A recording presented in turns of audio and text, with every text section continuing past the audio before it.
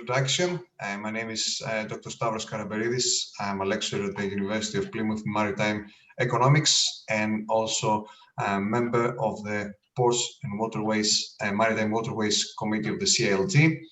Today is a great pleasure to host a discussion about Freeports, which is going to start with a presentation from Terpilowski. She's the chair of the Public Affairs and Policy Committee and vice chair of the Ports and Water and Maritime Waterways. So it's a great honor to have you here, Sue. And later on, we're going to have a short discussion with Mark Rowbotham from his consultants with a huge experience in the topic, and Tim Morris from the UK major ports. So before any other ado, and I think we're just having some final people joining us for the meeting today. I would say, Sue, the floor is all yours. Thank you, Stavros, and thank you everybody for joining us this evening. We want this to be an interactive session, so feel free to put any questions you want to ask as we're going through the presentation into the Q&A session, and we can take those as we go along at the end of the presentations. The idea is I'm just going to give you a quick overview about Freeports, what they are, what the government's thinking is, and potentials. And then what I'm hoping is that we will then have a bit of a fireside chat between myself, Mark, and Tim, and then invite questions and you can join in the conversation with us. So feel free to ask as many questions as you want. It's fine. We just really do want this to be interactive. So what are Freeports? I think that's probably the first thing. Freeports are designated areas where goods can be imported from outside the UK without paying customs and duties. Customs and duty only becomes payable when the goods, possibly after processing, and I think that's really important because we don't want something that's just going to be a box in, box out tax haven. That does no good to the UK whatsoever. It really does need to bring a business benefit to the UK. So therefore, it's really good that the government is saying is that there should be some form of processing, remaking, or some form of added value added to the goods before they leave the free port. And then it can either enter the domestic market or some of it may even then go off to places like Europe. So we could become a UK hub that is a centre for imports and exports to Europe as well as a domestic market.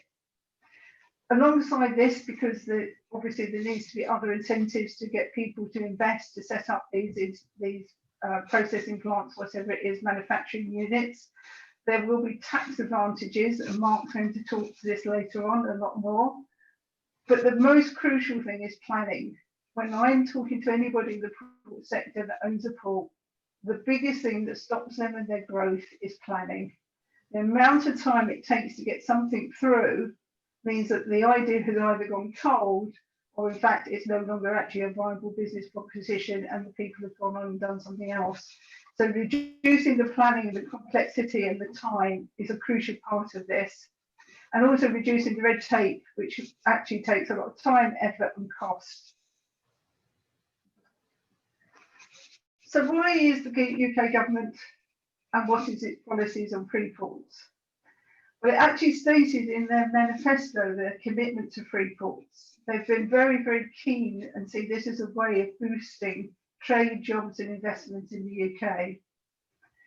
Now, possibly I can take a little bit of kudos here for actually saying why this may be in the mindset of the government, alongside the fact that all the work that the North East have done with their local MP, who now happens to be our Chancellor, about Freeports. A number of years ago, one of the visits I organised to London Gateway was to a certain mayor of London at the time, Boris Johnson. And we did a 3-hour session with him explaining about Freeports and what they are. We were really lucky. The Sultan actually flew over from Dubai at the time and came and sat down with Boris and explained how it had value to Dubai and what it was all about. And I think we sowed the seed to why that Freeports could be a really good opportunity for the UK, or at least I'm claiming it, even if I didn't. So according to the government, and this is again is very key, is that they want the Freeports not to just be a traditional thing like they first started. And they first started in the US in a place called Chicago, and it was very much based around the automotive industry and trying to make that more competitive.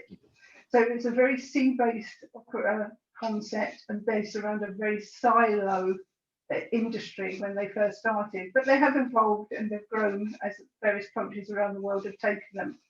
But our government wants to really push this, so they see a free port, including airports, ground ports, seaports, and any other thing that we feel that could be part of this mix. I know there's talk of whether the Eurotunnel could actually be conceived as part of it as well. So the idea is that we don't think in a silo or fashion way of what free ports are. We did have free ports in the UK, but they really folded when their legislation rolled out under Margaret Thatcher because there was no need for them. They weren't operating or under a legislation that allowed them to operate in a different way. So this time it's about reinventing free ports. The idea is hopefully they see at least two entities joining together to form what a free port can be. So it could be an airport and a seaport joining together. It might be a rail hub and a seaport joining together. Or it might even be with a major manufacturer. So maybe somebody like Honda or Nissan or people like that might want to join with one of the Northeast hubs and become a Freeport entity together. So the thinking on this is to do something different, to be different, and to think outside this box. So the Centre for Policy Studies has done some research in this, and it's one of the backbones behind the government's thinking. And they reckon Freeport could create 86,000 new jobs for the British economy. These jobs were mainly created in areas outside of London and help to readjust the balance that we know between the north-south split, and also into areas with lower deprivation rates. So the idea here is that we see this as being something that is for the whole of the UK and make sure that, again, that we think a bit more creative of how this will happen. As you know, the 31st of December, we're leaving the EU. So this gave a fantastic opportunity for free ports to actually come into place and become an entity. Free ports have a broad appeal and they could actually be really good, I think, to support the Brexit and what's happening. Again, as long as we're creative, and it really must stress here again, it can't just be a tax haven solution. It can't be a box in, box out, or a commodity in, commodity out situation where there's no benefit to the UK. It has to be that there has to be jobs, economic wealth, and creation of a new business sector and a new way of doing business for the UK. We all know about reaching zero on emissions. So this is a time where we can look at, there's a story that goes around there. Bananas come in to Portsmouth. They go halfway up to virtually Manchester, the country, to be processed into pulp, to come back down to a company that makes smoothies in the south. Those road miles, those emissions are just crazy. So why isn't there a processing plant in one of the pubs as part of a free port situation that can look and see how we can do some added extras to these things, where the bottling plants that maybe has something to do with wines or heavy duty goods like gins and scotches. So that's really the crux behind all of this. The idea is that it helps grow the UK, it helps us becoming more of an exporting nation. We are really good at importing, but our exporting skills seem to have been lost over the years. So again, they see the idea of free ports being an opportunity for us to rethink ourselves as an exporting nation. And more importantly, it's a good reconnection with our proud maritime past. It's something that we should be proud of, that we are an island nation and that we led trade and we led the world. I'll come back to the questions in a minute. I'm sorry. We come back to being proud to be an island nation, a trading nation with the world. So some of the concepts behind this thinking is there's been a lot, and I know today there's an article in the FT about the UK wanting to mirror a lot of the things that Singapore is, and that was in the terms of the tonnage tax. But I also think that there is a thinking behind this about how they manage their trade zones. They have 9 trade zones in Singapore, and they run extremely well and extremely effectively. And I think this is some of the thinking behind the government and what it sees trade zones becoming, and is driving some of the thoughts behind it. So in the free trade zones there's a suspension of duties, goods and services, the taxes, no customs duty, and as long as the products are thereafter exported out the country, then they have a lot of tax incentives. But the idea is there's a lot of remaking, there's a lot of work done on those products that help the economy of the Singapore nation. And that again is, as I said, the fundamental part behind the thinking. And then Jebel Ali, which is, I think, one of the key drivers as well behind what's happening. It's one of probably the most successful free zones there are in the world. It's certainly one of the largest in terms of size. It was established in 1985 with 19 companies, and it has grown now to be more than 7,500, and it includes nearly 100 of the global Fortune 500 enterprises. It is a success story, and it plays home to businesses, production houses, storage and warehousing, and also a number of shipping lines. And it contributes 23.9% of the total foreign direct investment in the Dubai area. So you can see that if actually done in a structured and business-like way with pure business goals behind it, it can be very successful.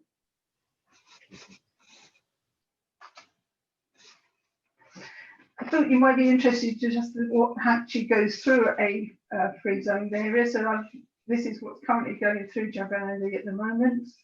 So by volume, it's things like oil and gas, which makes sense, metal, steel, construction, chemicals, food and beverages, livestock, etc.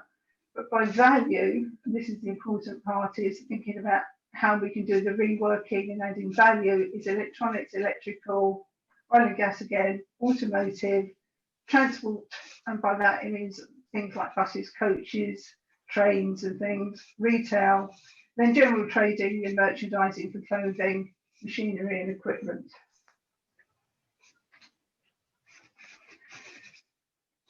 So the UK bidding process, currently it's open. It opened on the 16th of November, and people have been invited to submit their bids. They want it to be fair and transparent. They're looking for close collaboration between partners, between the public and private sector. And it's going to be a key element of the process according to the government, though therefore it's really important that things like the LEPs are involved and support the bids, that it is a joint public and private sector driven proposition. I think they're also looking for things that will be creative and in line with the government's aims of helping the devolving administration to establish in line with the government's aims of trying to make sure that it's about rebalancing the country and thinking about rebalancing our own base of what we produce. So again, it's about thinking about how and what your business strategic goals are for your area, what are your ambitions, and how could a Freeport answer those ambitions and help you. So it's about thinking about yourselves, how strategically you can grow your area, and I think this is really key to the Southwest when it thinks about what it wants to do and how you can get involved. And then alongside that, they're also keen that it's not just an English proposition, that this is a UK driven thing. So each of the devolved administrations would have at least one Freeport as well. They're hoping the first Freeports will be open for business next year. And as I said before, these should include air, sea, rail ports from across England, and also obviously the devolved areas, working together in tandem with their local leaders, businesses and others in their community. And they're aiming that eventually across the period of time, there will be at least 10 UK Freeports set up. The closing date for the bids is February the 5th of February 2021. And it's hoping that they will start assessing them in March 2021. So it really is a driven decision-making process. They're hoping to make the announcement in the spring so that they can hit their deadline of these being up and running before the end of the year. That gives example, to do an example, I'm going to hand over to Mark to talk through something, how this would actually happen in real life, and then there's a process. Thank you, Sue. Firstly, I'm a customs consultant. I've actually been involved with Freeports now for, I would think, 20 years or so. Really, after I became a consultant, I started getting asked about the principle. Now, I come from a customs background, so I deal with taxes, customs duties, but I deal with something called tariff inversion. If any of you ever know anything about an import tariff, you'll know that there are customs duties based on ad valorem percentage rates for particular commodities. Now, in this case, we've got computers. Now, a computer actually has a tariff duty rate of 0%, no duty. But the parts that go into it have all sorts of duty rates, anything from about 1% right up to, in the case of plastics, 6.5%. So let's imagine that the importer brings in the material to make computers and pays the duty on the imported material when the goods come in without any customs facilities involved. Now, this is fine in terms of a general approach, but with the issue of duties, there is this facility that enables them to bring the parts in under customs control. Now, in this country, it's been known as processing for free circulation. It then became part under the Union Customs Code that was developed by the European Union in 2016. It became part of what we call inward processing relief, which is to be used with Freeports. It exists anyway, where you bring the material, duty and VAT suspended, on the condition that you're going to make a part or make a product for re-export.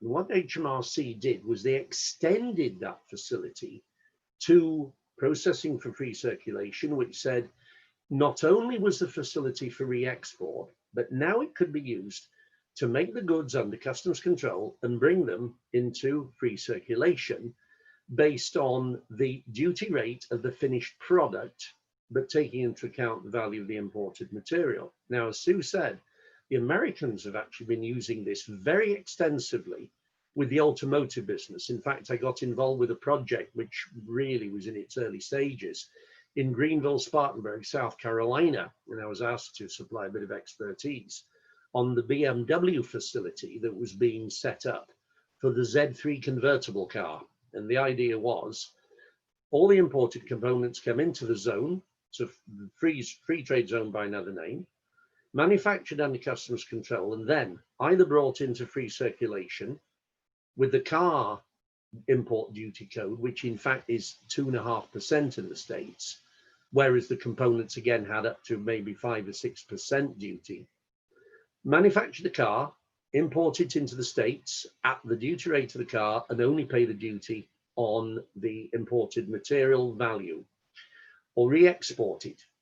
So you see, there were already distinct advantages. The Americans knew how successful this would be, and they had deliberately encouraged it, from BMW, Mercedes down in Huntsville, Alabama, and other companies now as well. Because the whole point is the finished product has a completely lower, if not zero, duty rate as opposed to the parts that go into it. The sum, or the whole, certainly not being equal to the sum of its parts. Now, computers are an ideal example because there's no duty. So the advantage of the Freeport is you bring the components into the Freeport under customs control, you manufacture the computer, and then you declare it into free circulation based on the computer itself, or you re-export it. So we have the advantage, therefore, of using this facility called tariff inversion, or reversed cascading, as it is otherwise known, to take advantage of the Freeport stroke free zone advantages and facilities, set up the company in the zone, manufacture our product, and then we have the choice, as Sue said earlier, to either bring it into free circulation at this zero duty rate or to re-export.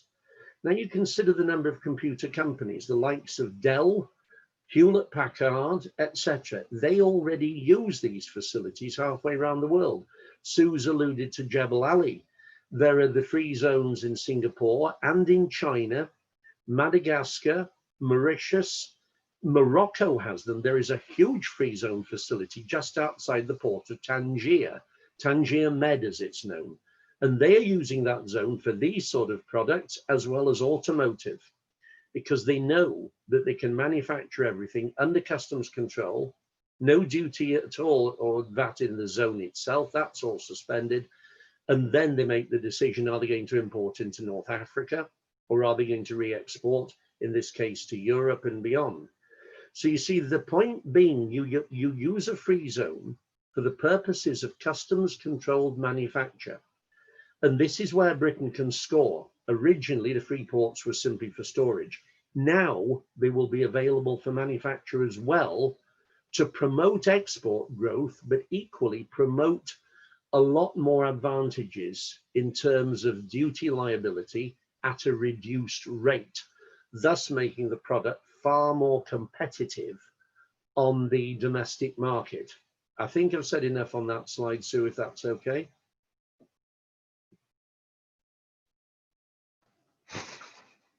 Bloody thing, you've got to unmute yourself.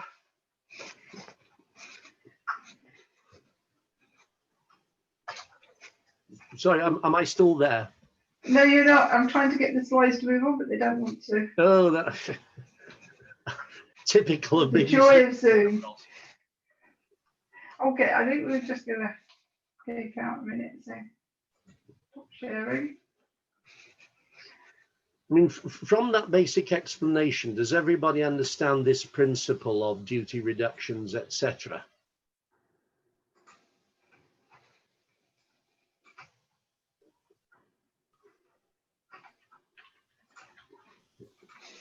Mark, I think what we'll try and do is open that point up to the floor as we go forward and look at a few other particular examples and how we can use it. But, you know, just while Sue's getting herself organised, what about the sort of supporting a local industry? For example, down in the southwest, there's hopefully some opportunities to expand the mining industries. Oh yes, and obviously they're going to be importing a lot of equipment for use to develop such facilities. What would you say about that? Well, again, I've had a huge amount of experience with this. Funny enough, with Ghana, because I've already advised the Ghana Revenue Authority on these exact principles. Normally speaking, when you bring material into a country, you'd obviously be expected to pay import duty on it at the time it arrives in the country. The free zone principle says we're not going to do that. What we do is that we actually bring the material in, the product in bulk, or however we're using it.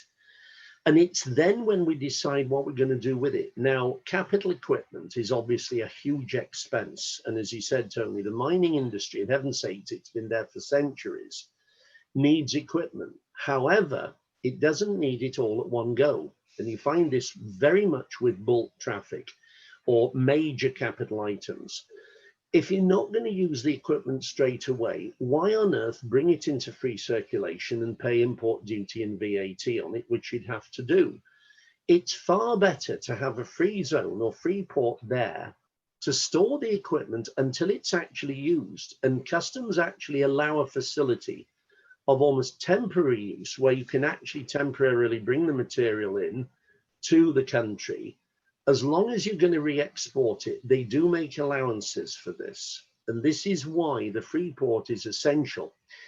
Sue mentioned the oil and gas industry. Again, I've been involved in this for years because I've been I've advised BP in Angola and also Sonils, which is the Angolan logistics arm of their oil company, Sonangol.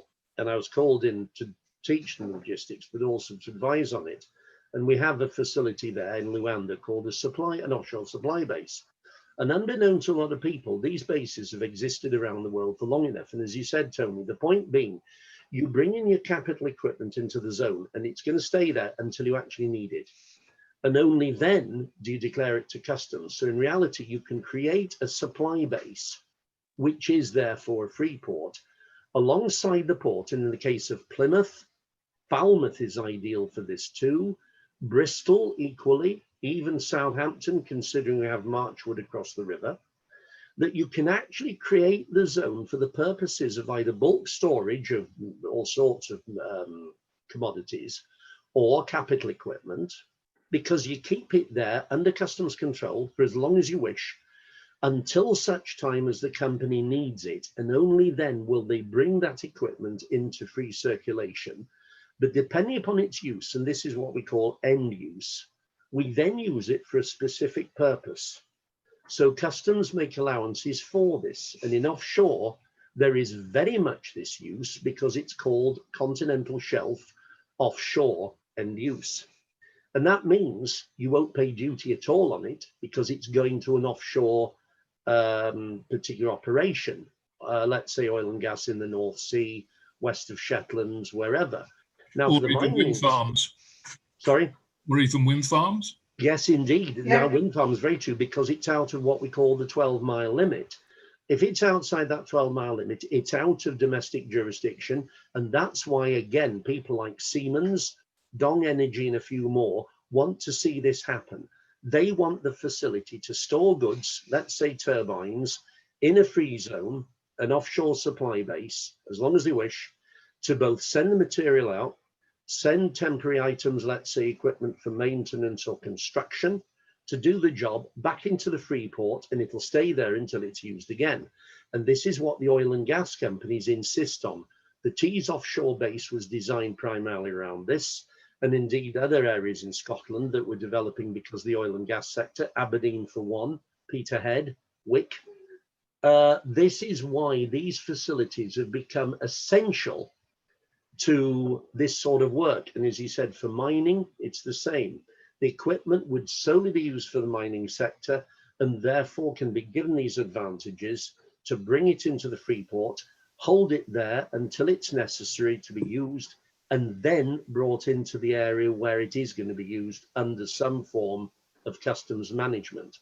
And my experience has told me it is the only way you can do this, because no mining company, no construction company, no oil field company wants to pay duties for products that are not going to be sold in the country, nor are they going to be used effectively under domestic control. So there's your point. I think we have the argument straight away for saying in the Southwest, it's a vital part of the business because it also stimulates local industry.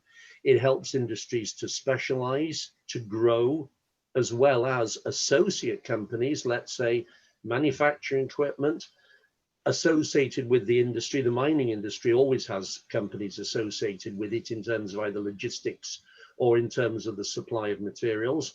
Offshore, very much so. You look at a place like Aberdeen. Aberdeen grew because it had to have the customs facilities available to deal with the management of these processes. Thank you. Thank you. Let me hand it back over to Sue to finish her presentation. And I think there's a number of things that we ought to follow up on and continue our discussion. Thank you very much, Tony. So really, I just wanted to highlight the local interest in the free ports and what's happening. So this was a report in Business Live on the 17th of November that believes that the Heart of Southwest Local Enterprise and the Southwest Business Council are going to be working on a free port bid, and it's hoping that that will bring a job benefit to the local area of 27,000 jobs. Hopefully somebody here might want to talk a little bit about that. And also obviously Bristol is working on a bid, as you heard from Mark. It has a golden opportunity to look at its local area and what it's doing and be creative, as Mark just said there. There's lots of potential, particularly with offshore, to try and work together with some ports that you maybe haven't thought of working off as yet. And then just to bring in that word, as we said now, is we are exiting the EU. We shouldn't be using the B word anymore. And what could that mean locally even further? It means that you can meet your objectives, your growth strategies by raising the amount of businesses that are exporting. It's a golden opportunity for them to think about how they could use the free zone areas and free zones, bringing in enterprise parks, business parks, local businesses like Lockheed Martin into the free zone concept. And thinking about actually how they can grow these businesses, as we're going to need things as we get to the route to zero, Businesses are changing, AI, big data, all these things are coming in. Why can't we have a data pool?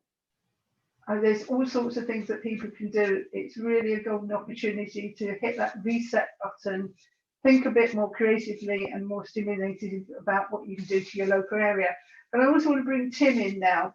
Tim is really pleased you joined us today. Tim sits on the consultative group that actually advise the government about these free ports. So welcome, Tim, your insight and your value to the discussion. Thanks, Sue. Good evening, everyone. I was just going to say three things.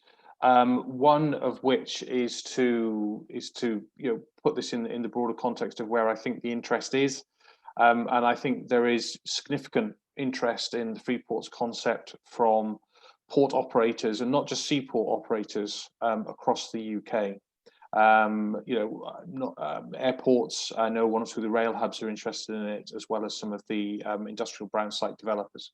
So earlier in Sue's presentation, she highlighted that the government has said it's, the number is around 10, and that's 10 for the UK. They've said that they're in exceptional circumstances, they'll put some upward flex on there. But I think it's, there are going to be more than 10 credible bids coming forward. So I think that's something to keep an eye on, how that process unwinds. It's also not a very long time to get your bid in. If anyone on this call has taken a look at the bidding prospectus, they will know that there is quite a considerable amount of heavy lifting to do before the 5th of February deadline. And every indication that we have, including from the Chancellor and the Chief Secretary to the Treasury, is that the 5th of February is a pretty hard stage gate, and one of the dialogues at the moment is about how hard firm is that as a stage gate versus a sort of red line pass fail point. Mark, I've learned an enormous amount from listening to Mark about tariff inversion, so thank you, Mark. I was also going to highlight the fact that what makes it interesting to many of the port operators and developers is that it's what we're looking at here, what the government has offered is a more sort of like toolbox approach. So there's the tariff treatment element, but there are also some treatments around specific taxes and incentives, as well as some additional supportive elements like planning. And that toolbox element we think is important for stimulating the investment, and actually makes it different from the free ports, quote unquote free ports concepts that we saw before in the UK, which Sue quite rightly mentioned has withered away. And indeed, some previous free ports like Tilbury and Liverpool are now, having let that previous status wither, are now back involved and working through bids. So that's important. Yeah, of course, Mark. Tim, on the Scottish case, there was a Prestwick Freeport. In fact, I did a study of that for the University of Glasgow, comparing it with the Montreal Mirabel free zone that was introduced in the early 90s. Prestwick came in with the original initiative of 1984, and I did fair amount of work with them, and they simply weren't able to use it properly because companies were preferring to go into the bonded warehouse at Prestwick Airport because it was a cargo handling operation. And in fact, Prestwick did not last too many years because it was being heavily subsidized by the Scottish authorities, as you probably know. And it never achieved its purpose. In fact, as you said, it was Tilbury and Liverpool, which I worked with their chief, Frank Rowbotham, who's no relation, but we got along splendidly. Liverpool was the star of the show because, in fact, it was handling goods from Felixstowe as well as from elsewhere. And it developed a very good reputation for both storage and very light processing. And it was only because the government's abandonment of the scheme in 2012 that Liverpool ceased to be a free port. And I think they've always felt they wanted to get back in the frame of it because of the importance of Liverpool as a port as a whole. Yeah. So I think I'd absolutely agree with all of that, Mark. And I think this is a real hot topic amongst several actually in the port sector at the moment, but a real hot topic, and it's good that you were all putting a session on it. I would just at the end say with the overall caveat, and this is the last thing I'll say, is it's important, it's useful for the reasons that Sue and Mark have highlighted. It can be a real valuable stimulus for investment. It is not a silver bullet for the ills of Brexit. No, it isn't. And it is not a silver bullet for levelling up or increasing prosperity in coastal communities all around the UK. It's an important part of that picture, but we need to keep working with the government for them to understand that there are other measures that we need to keep working on if we want to stimulate trade, but also stimulate coastal prosperity. Such as enterprise zones. I think we're all agreeable that a lot of support has to go into the regional communities in general, whether through tax incentives or deliberately channeling business in that area. I mean, just to give an example, Nissan, most of you know, Nissan has a huge factory up at Washington Tyne and Weir. Again, I've worked with them recently because I did some seminars last year, one of which was at T-Sport, and the Nissan people came down. Just to give you an idea, Nissan has a production level where they only have 4 hours capacity of material in the plant. They need the Freeport at T-Sport because they need to know they can bring the goods into the Freeport, store them there under customs control, draw them off every so many hours up to the Nissan plant for production in the cars, and then re-export the cars. That means they're not going to need to pay customs duty at the time. It would only get paid at the point of releasing the zone or because of the re-export, which means it would be duty suspended. That's where these plants work. If you looked at Liverpool when it had the major plant, these were areas that had generated that Freeport in the first place. We can use that incentive to bring back the big players and support them even more, because then we have the economic and fiscal opportunities to do so. Yeah, I think also it's quite interesting now. What we haven't touched on is the fact that we can actually have much wider areas classed as the port area with IoT by using sensors that are security sensors, and that everything is locked down. In the past, when somebody on a train, it was open to theft, it was open to all sorts of things. Now we can really make things a lot more secure, so we can have much larger zone areas and commodities as part of the free zone concept. Yeah. And I think that's something different. Sorry, Sue, can I mean, that is very relevant to the Southwest, because one of the possible areas that we in the Southwest have been looking at is setting up a joint free port between Exeter Airport and Plymouth as a seaport. What about they fall outside, one moment, Mark, they fall outside that 45 mile, I think it is, or 45 kilometre catchment area. Yeah. And therefore there would be an issue if the Heart of the Southwest LEP wanted to run a joint bid between those two facilities. Could you expand, Sue, on how that could be overcome if it can? Well, other countries around the world are doing that. I know it's being done just very close to the Mexican border between Mexico and the US. It's exactly the same thing. Yeah, they're locking them down. It's all under sensors, security sensors that are not put on the containers. And even now they've even got them on some of the haulage that's going by road. It's all completely controlled and monitored. Obviously, you have to have AO status. You also have to have your security plans in place, and the monitoring has to be there, and the tracking has to be there. But it's been done a lot around the world in lots of places. That's what I'm saying is, I don't think, and this is a personal view, it's not a CILT view, why you can't have Lockheed Martin a part of the actual free zone area as well. And you can they can benefit from bringing in raw goods that are more expensive on the import tax, and then only pay the duty on what the finished product is. Mark highlighted so well with that computer side. It really does make a lot of sense. So what I'm saying is that we need to be creative. When we took the port-centric concept, we made it work for the UK. We reinvented it. We actually thought about what did we need here, and then made it work. We need to do the same, I think, with free zone. Yeah. You were saying about Lockheed Martin. Can I give you a very good example there? In Montreal, I mentioned the Mirabel zone. That was set up when the Mirabel airport closed as a passenger airport. Bombardier invested in the huge plant there because they were building the originally the CRJ-100 series. And then, of course, later on the CS series, which has now been bought over by Airbus. And the reason for it was the Quebec government needed to find some means of supporting them. So again, I was advising Quebec on this, and what they did was they created the zone at the airport for the major aeronautical companies. Bombardier was one, Bell Helicopters was another, Doughty that manufactures the undercarriage, all located there because this was a free trade zone. They got the benefit of both tax advantages for corporation tax and customs duties and what we call GST warehousing, which is the Canadian equivalent of that. Again, customs and revenue control warehousing. It was a success story through something like 13 years until the Canadian government opened it up really for the rest of Canada. So you see yet again a classic case of how airports themselves can be used again for this purpose. And as you said, Lockheed Martin is a classic case of this.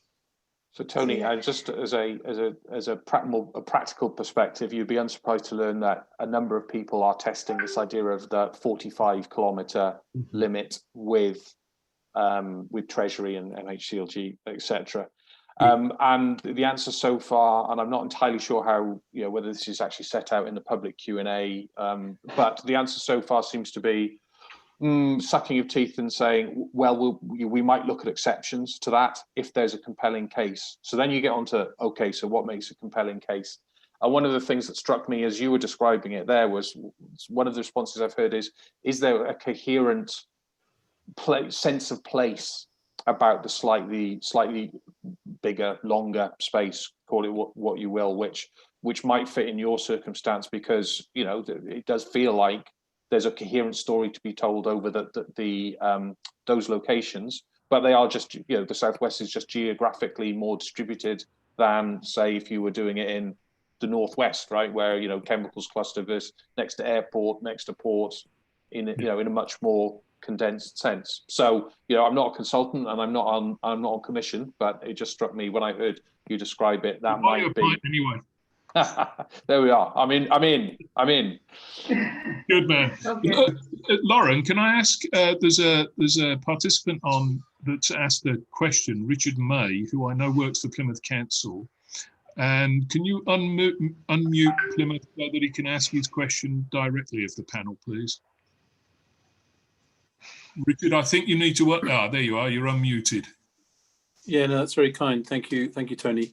It was really wonderful, Mark, but anyone can answer it. It's I suppose it's the storage and light processing, Mark, that you mentioned, which triggered a little bit for me, because if we are going to create substantial storage warehousing as a part of our bid, what would be the sort of minimum value add that would be required to sort of allow this to be a bona fide use of a Freeport in terms of minimum processing? There isn't actually a minimum at all. It's largely to do with what sort of process do we actually have, or what sort of process do we actually want, and therefore what do we consider suitable for the zone. I mean, value added can mean anything from just a few quid up to anything of a major manufacturing. You see, light process is normally to do with repackaging, perhaps testing,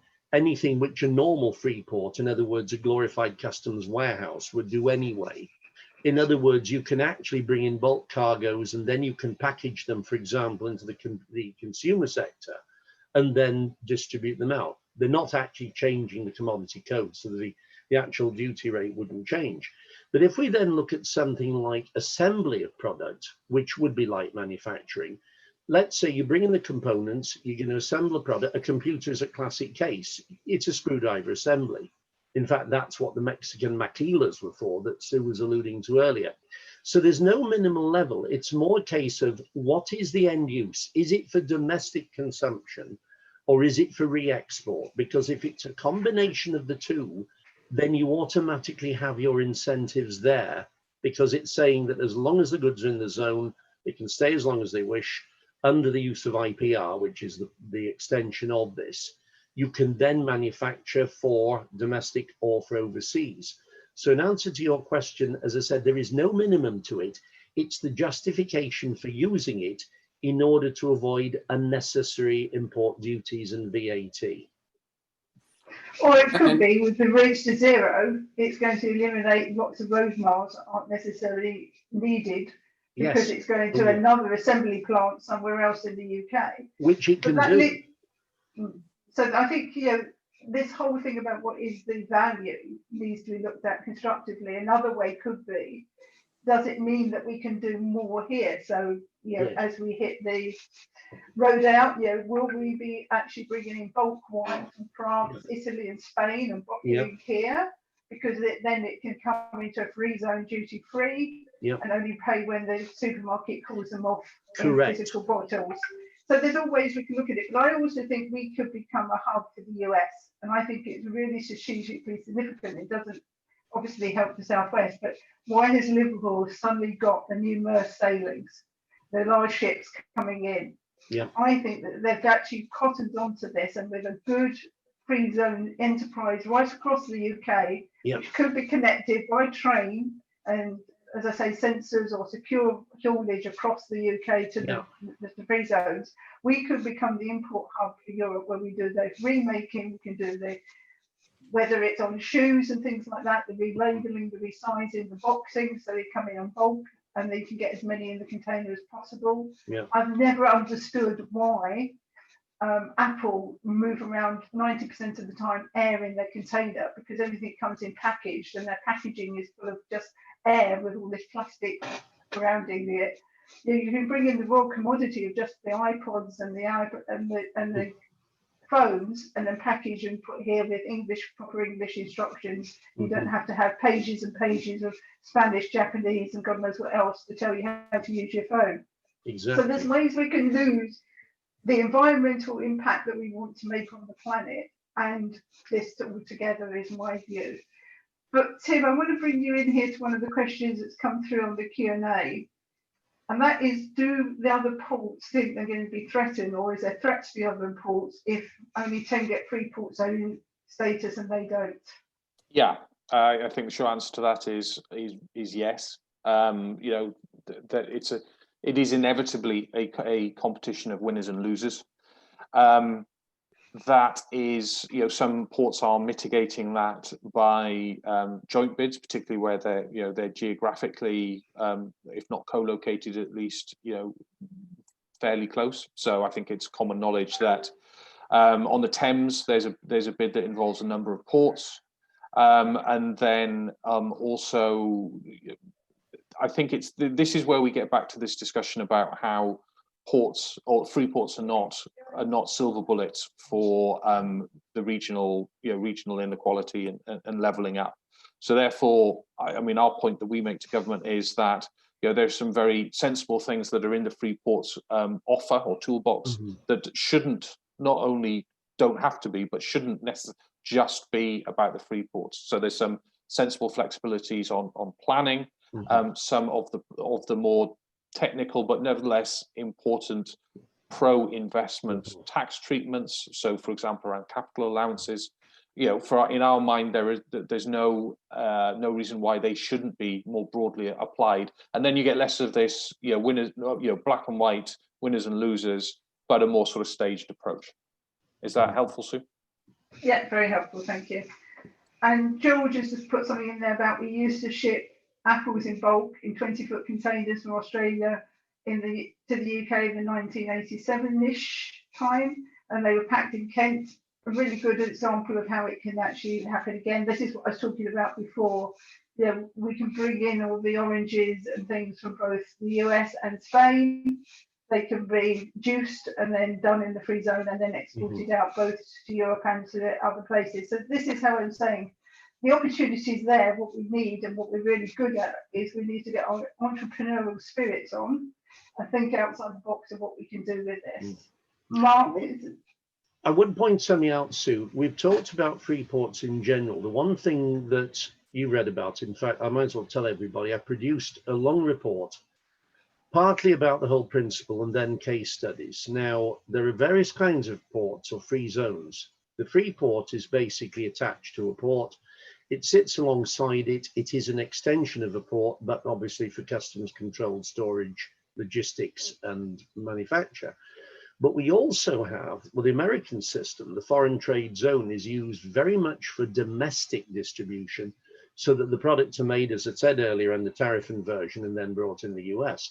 Now, the other one, and this is a very important one for export-led growth, is what we call either the special economic zone or the export processing zone. Now, China has a lot of these. Shanghai area has at least 3 or 4.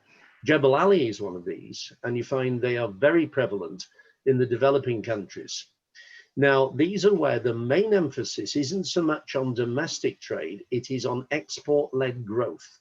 And that's why they are very much close to the main seaports and airports, because they are seen as centers of manufacturing for re-export, which is why Singapore uses them, Malaysia uses them, Hong Kong, China, Indonesia. They are very much for export-led.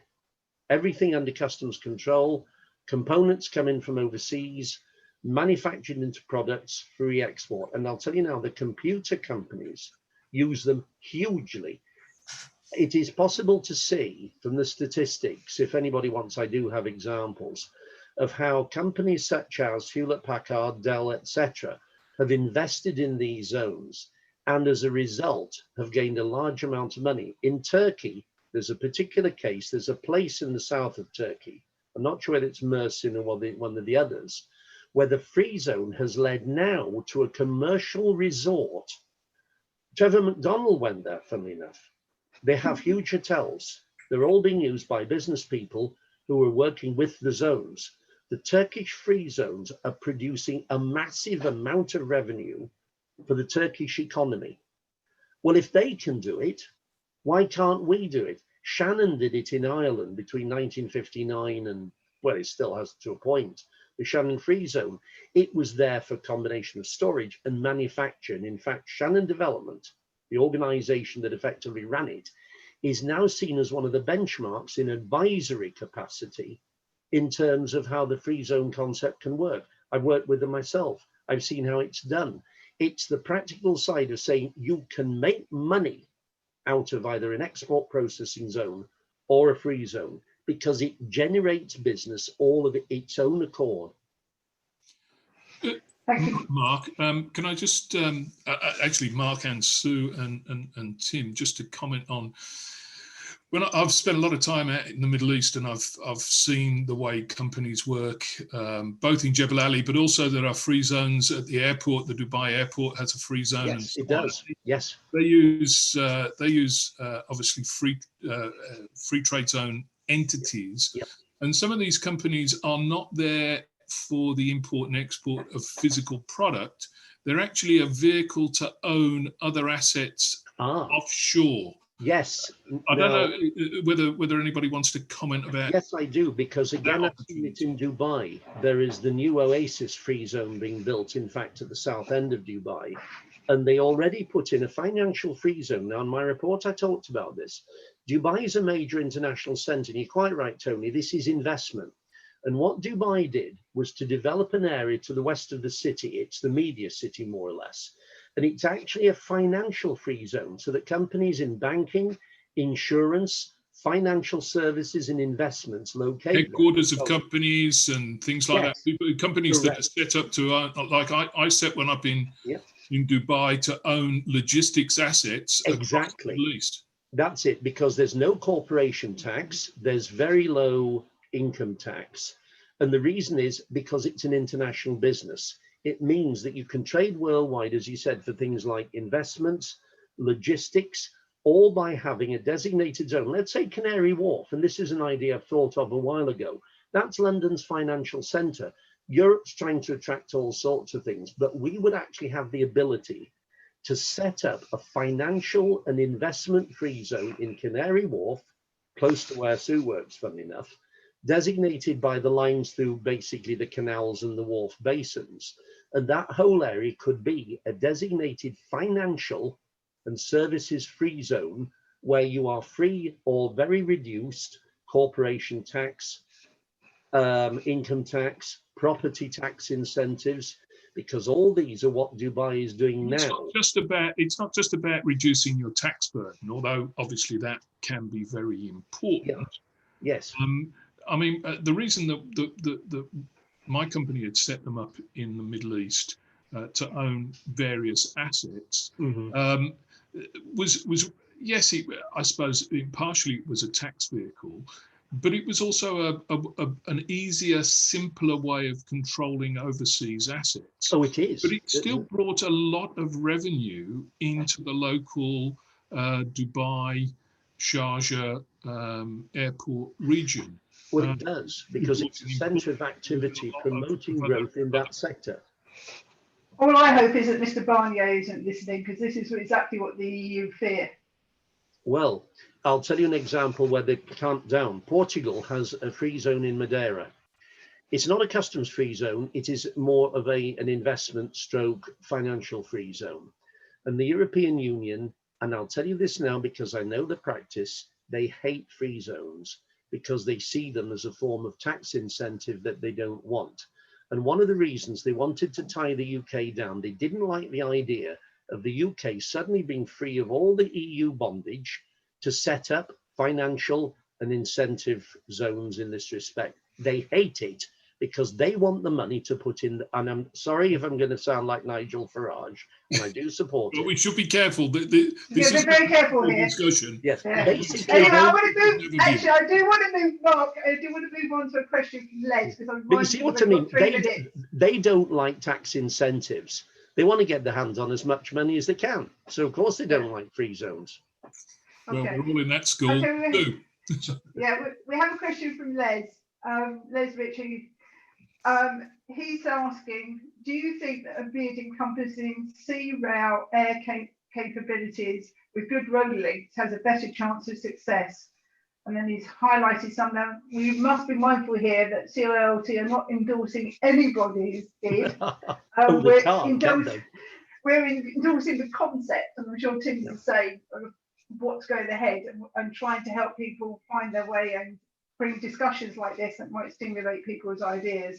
But he's named things like Tees, Liverpool, London Gateway, Southend, and Tilbury joining together. Do we feel that those sort of bids have got more chance because they encompass all the different forms of modal transport? Anybody got a view? I'm trying to mentally go back through the quite complicated appendices of the bidding prospectus to try and remember whether that's a formal, test characteristic. I'm not sure it is, but it's clearly useful from a qualitative, narrative sense. One of the areas of disappointment, and up until now, I've probably sounded a bit, quite pro-government about what they're suggesting.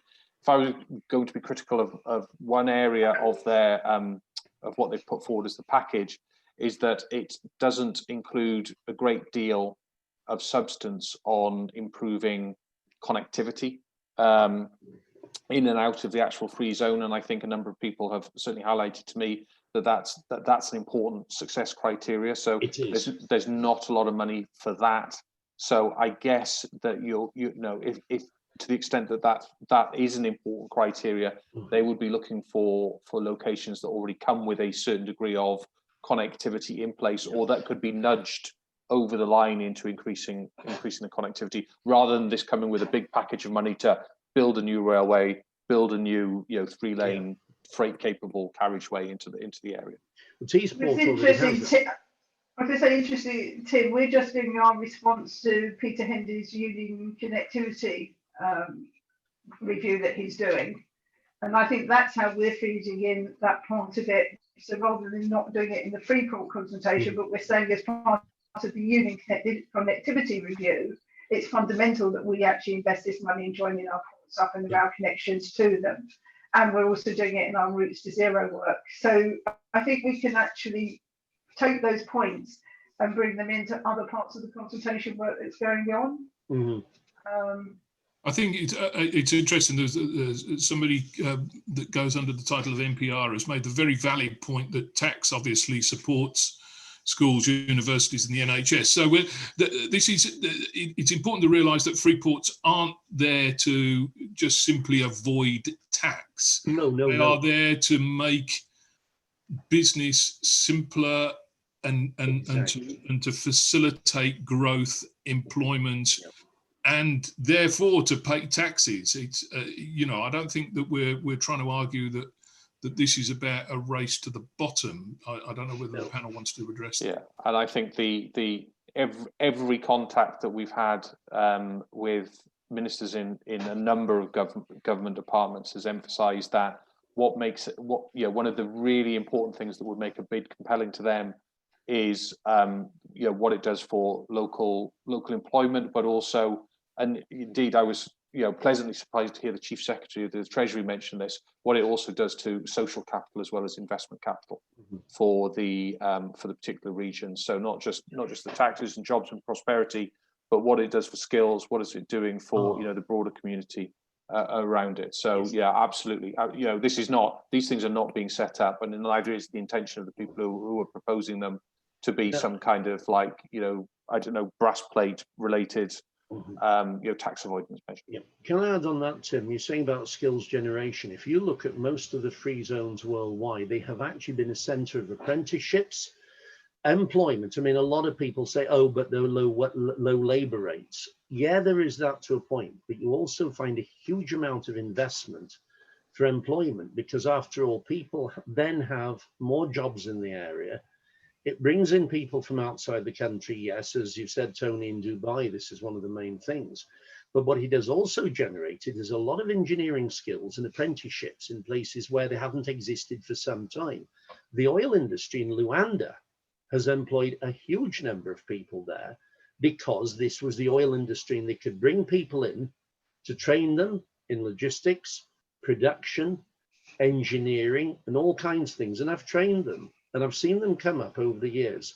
And I tell you this, it pleases me to see the number of people who've developed careers basically to do with international trade in these environments. Because one of the rules is that if a foreign company goes in, it has to employ local people.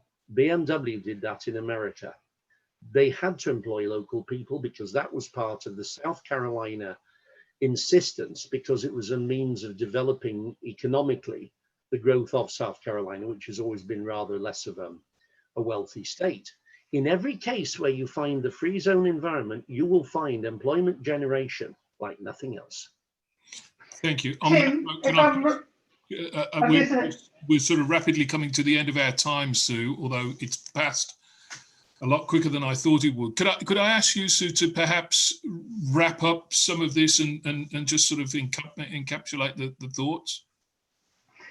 Well, I think really what we're saying is that it's a golden opportunity for us to be British, to think about how we can actually do this our way, take a concept, remold it, make it work for us. I think what I was going to say earlier is, and Tim, if I'm wrong, then do correct me, is I think it stipulates, if everything I've read about Freeports is the government has said it has to be good quality, high skilled jobs.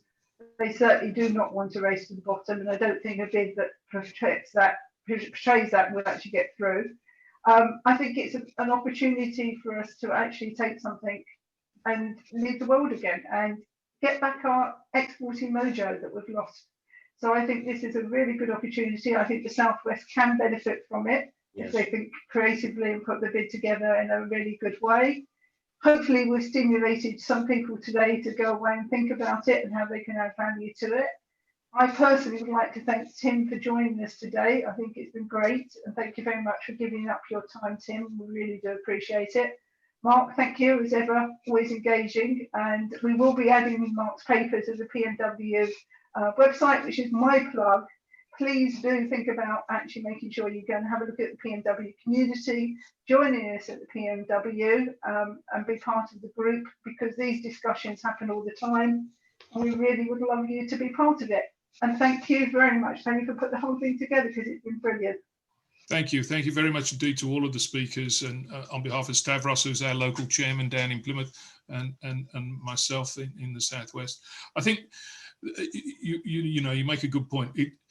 For those of you that are not members of CILT, I can really recommend becoming members of CILT. We do a lot of this type of stuff. There's a lot of good stuff available. The community that Sue has mentioned, has a number of forum. The particular forum that she was mentioning there was ports, maritime and waterways, which is very relevant to this discussion. But we also have experts in aviation, in town planning and customs and freight forwarding, and you name it, and it's probably in there if it's got anything to do with transport and logistics. So please join us if you can.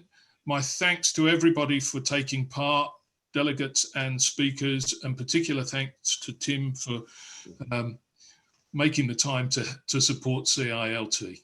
Thank you very much for having me. It's been a pleasure. It's great to be somewhere where I don't have to spend hours talking through Brexit border arrangements at the moment. So this is great. Stavros?